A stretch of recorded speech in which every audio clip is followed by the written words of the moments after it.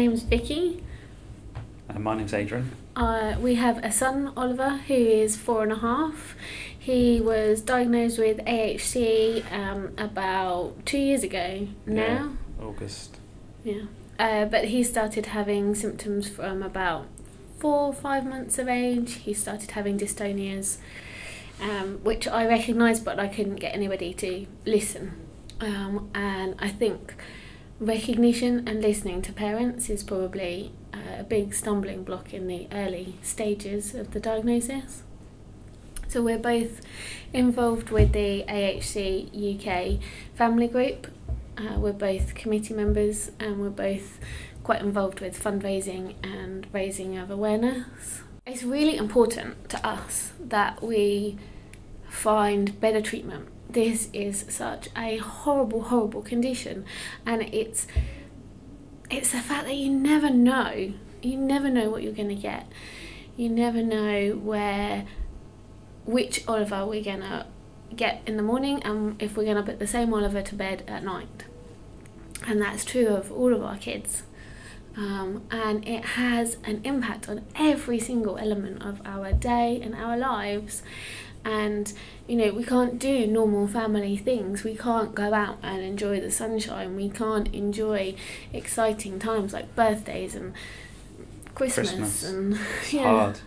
Yeah, the sensations just really upset Oliver and his condition, and it's outwardly everybody sees Oliver as a happy, smiley, very outgoing and social child.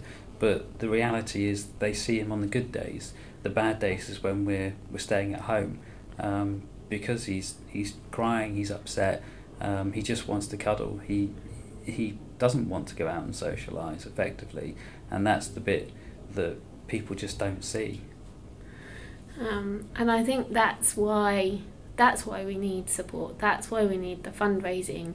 That's why we need sessions like the symposium at the moment, where we're getting scientists and doctors talking and getting some of them to then talk to family members, and really getting that interaction of talking about the different symptoms and talking about the kids. Oliver doesn't have the mutation in the ATP1A3 gene.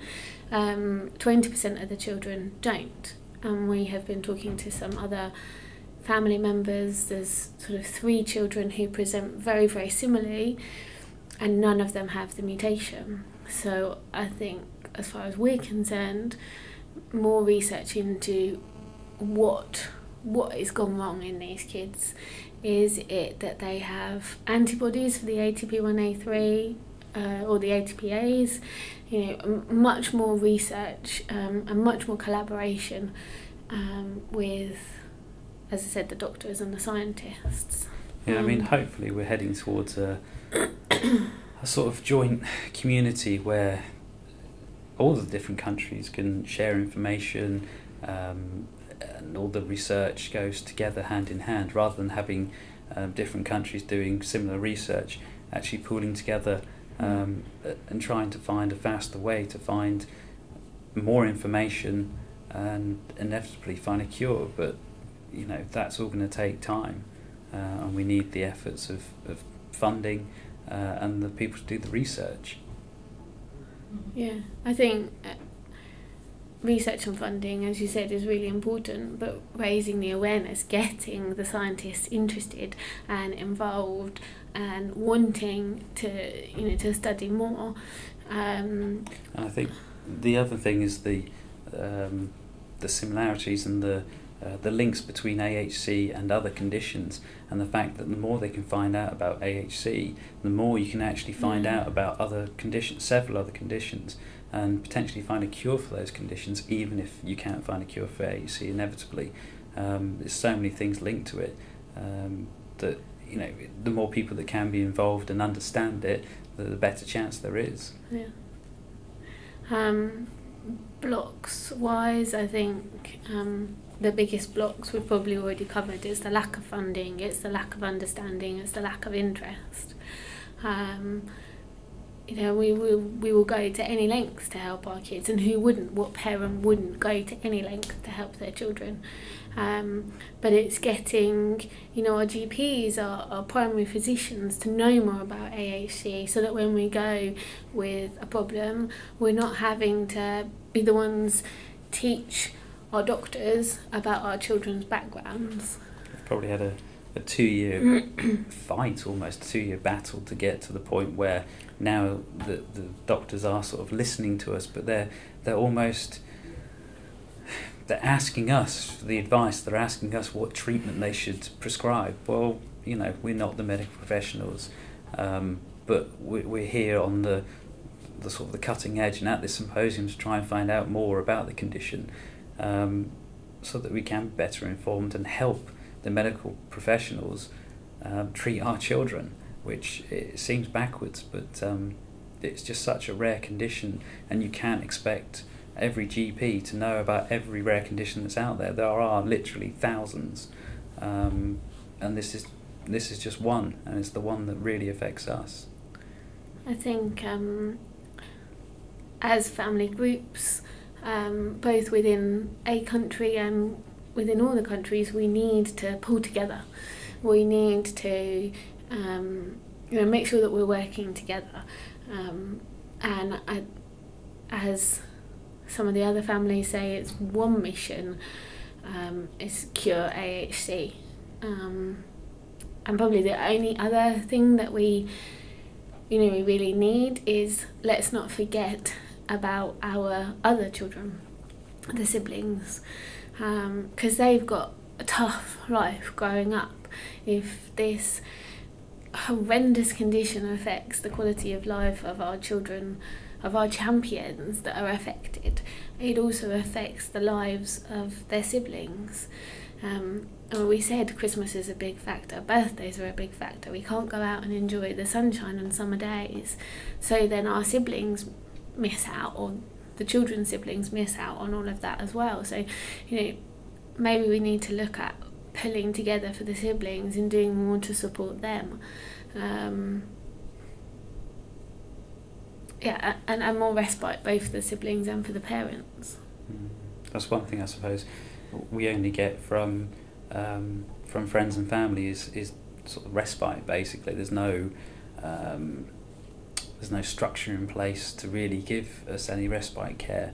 It's down to family and friends to pitch in and help, and it is difficult for them because they don't have as big an understanding as we do on the condition, and to be perfectly honest, our understanding is limited, so it is very, very difficult, and obviously very emotional.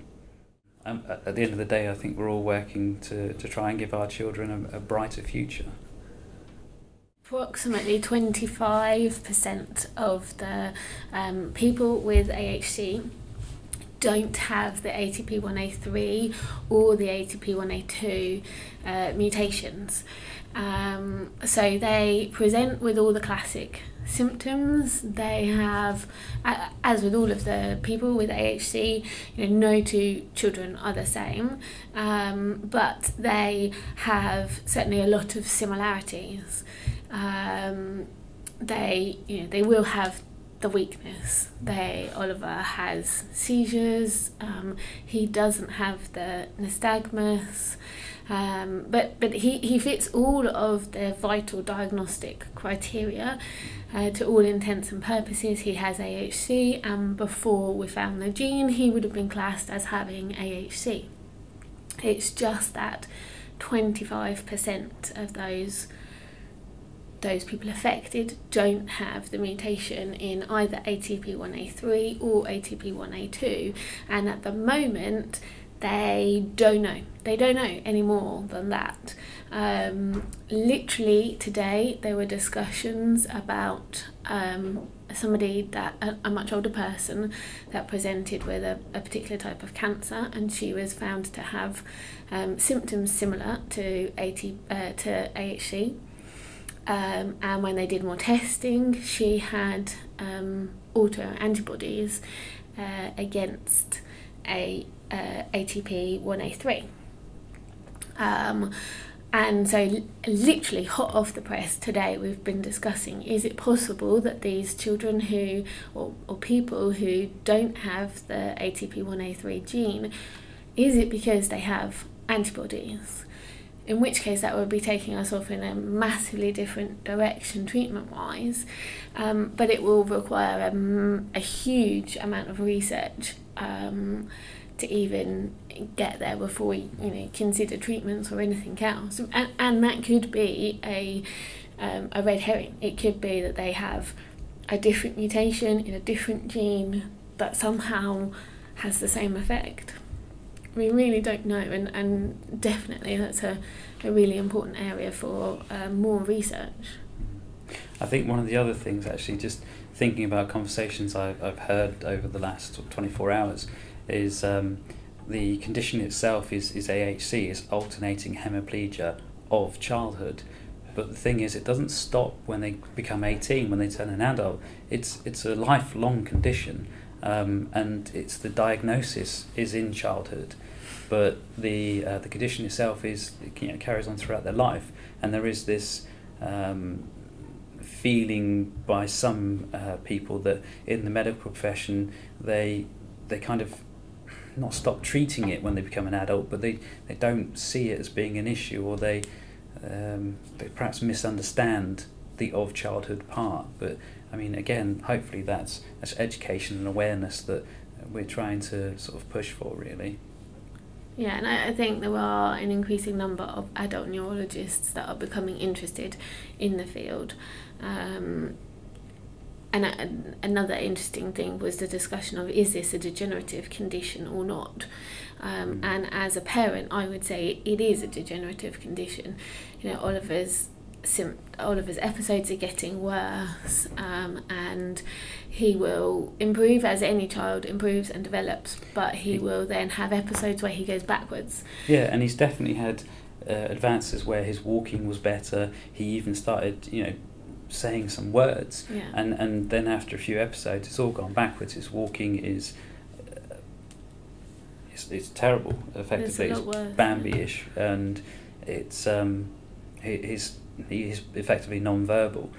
He's got literally probably about 2 words that we understand, but somebody else wouldn't recognise them. I think it's definitely a degenerative condition. Yeah.